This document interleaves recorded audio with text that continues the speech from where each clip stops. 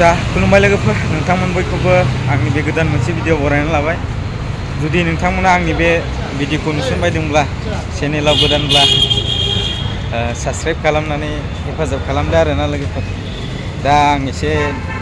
बाहेरायाव ओंखारदों दा बेनि भिडिअखौ नोंथांमोना नायनानै लादो आरोना नायलांबाय था भिडिअखौ दा भिउआ नै बेफोरबायदिनो लोगोफोर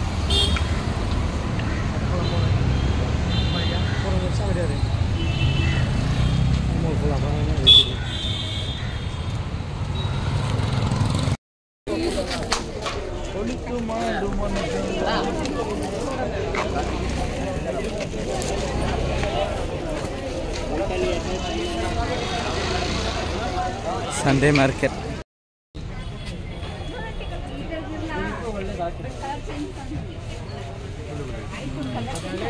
Gosla sekarang moजां लै सिख्लाफोर नायदोंलै नै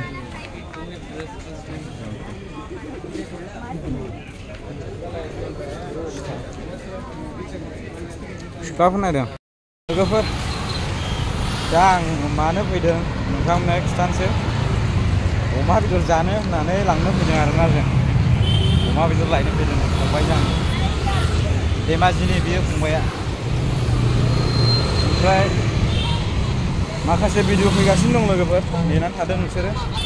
डिस्ट्रिक्ट माबा बास्तुबा होनो बे गावनो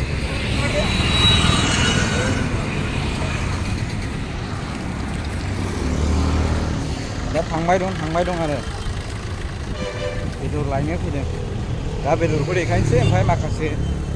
संनाय मानाय देखायजोबनोसै आरोना लोगोफोर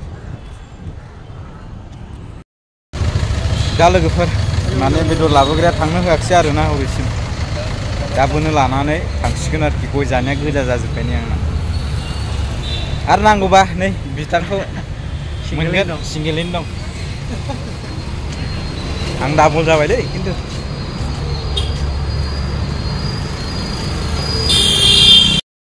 सोरबाफोर मिन्थियाखैब्ला आरोना जायफ्रा बेंगलराव फैयो मेजेस्टिकआव सफैनानै माबा मोनसे जायोब्ला लोगोफोर नोंथांमोना नैबे खाथियावनो पुलिस स्टेसन दं बेखौ आं नोंथांमोननो देखायगासिनो दं नोंथांमोना बेयाव फैनानै माखासे हेफाजाब मददखौ बिनो हागोन आरोना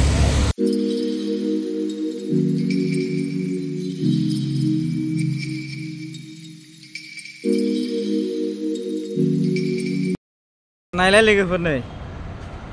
माबा फारौआ माबायदि दङ दैमायावसो नुयोमोन दा जोङो ना दा मोगथाङाव नै आं एसे खाथियाव थांनानै लानि नुबायना मोजां नाय लोगोफोर नै